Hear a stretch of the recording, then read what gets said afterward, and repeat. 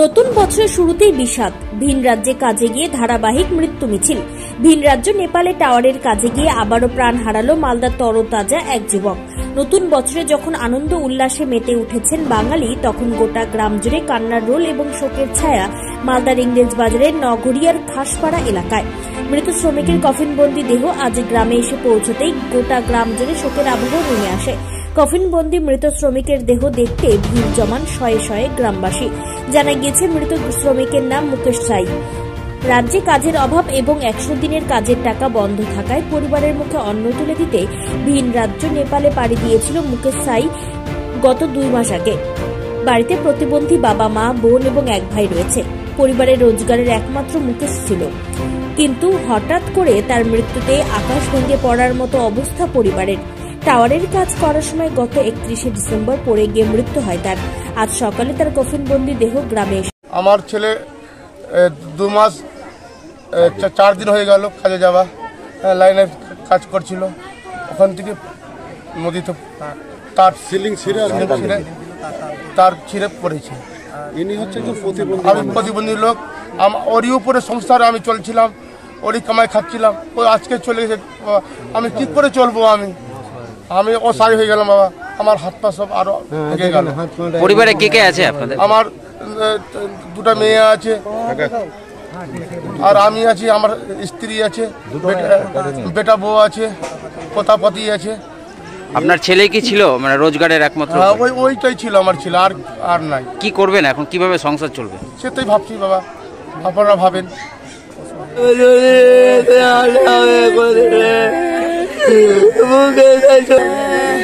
আমাদের কিছু সারা নয়, আমার মায়ের সারার ছিল, আমাদের সারা আমার সারার কেউ না। গ্রামবাসীদের অভিযোগ, এই রাজ্যে কাজ নেই এবং 100 দিনের কাজের টাকা বন্ধ থাকায় ভিন রাজ্যে পাড়ি দিচ্ছেন বেকার যুবকরা। এরা খেটে খাওয়া মানুষ, গরিব মানুষ। ওনার বাবা হ্যান্ডিক্যাপ, ওনার উপরেই সংসারটা নির্ভর চলতো। আজকে ছোটো ছোটো বাচ্চা আছে, ভাস্তাগুলো আছে, মা আছে। সে যে ছেলেটার উপরে নির্ভর করে চলতো, আজকে 40 থেকে 45 দিন হলো আজকে সে ছেলেটা কাজের জন্য গেছিলো। আজকে সে আপনার ওই তার টানতে গিয়ে আজকে হয়তো পারেনি সেটা করতে আর কি, সেখানে নাহালের মধ্যে পড়ে গেছিলো। পড়ে যাওয়ার পরে ওখান থেকে ছেলেটা শেষ হয়ে গেছে। তাহলে আমরা চাইছি যে অসহায় মানুষ, তাকে কিছু আমাদের মালদা যেটা আমাদের এখন আছে নেতা নেতৃত্বগুলো যারা, তাদেরকে আমরা বলি যে এই অসহায় পরিবারকে যেন একটু দেখাশোনা সাহায্য করা যাক, দেখাশোনা করা যাক। আর আজকে এই যে আজকে আমাদের পশ্চিমবাংলায় আজকে যে 100 দিনের কাজের জন্য সে কাজকর্ম হচ্ছে না আজকে, তা বলে আজকে গরিব মানুষকে খেটে খাওয়ার জন্য আজকে বাইরের রাজ্যতে যেতে হচ্ছে। অন্যদিকে এই বিষয়ে ফুলবাড়িয়া গ্রাম পঞ্চায়েতের প্রধান জাহিদুল শেখ জানান, বর্তমানে তো পর্যন্ত আমাদের রাজ্যেতে কাজ আছে, কিন্তু মেন সমস্যাটা তো আমাদের 100 দিনের কাজ। এই কাজটা যদি চালু হয়ে যেত তাহলে ছেলেফেলেটা বাইরে যেত না, হতো এই দুর্ঘটনা ঘটতো না। আজকে আমাদের সব মেন সমস্যা 100 দিনের কাজের জন্যেই মানে প্রচুর সমস্যা হয়ে গেছে আমাদের পশ্চিমবঙ্গে। তো এবার আমরা গতকালকেও গিয়েছি ওর বাড়ি, আর আমাদের সরকার যতটি স্কিম আছে আর যতটি হেল্প করার আছে আমরা করব। বুঝলাম, পাশে থাকবেন ওনার? হ্যাঁ, আমাদের সরকারও পাশে আছে, আর আমরাও পাশে আছি। আপনার নাম? আমার নাম জাহিদুল শেখ, ফুলবাড়িয়া অঞ্চলের প্রধান। Bureau report, news for Bengal. কম খরচে সাধারণ মানুষের একমাত্র ভরসা রাজ্য সরকারের সুফল বাংলা স্টল।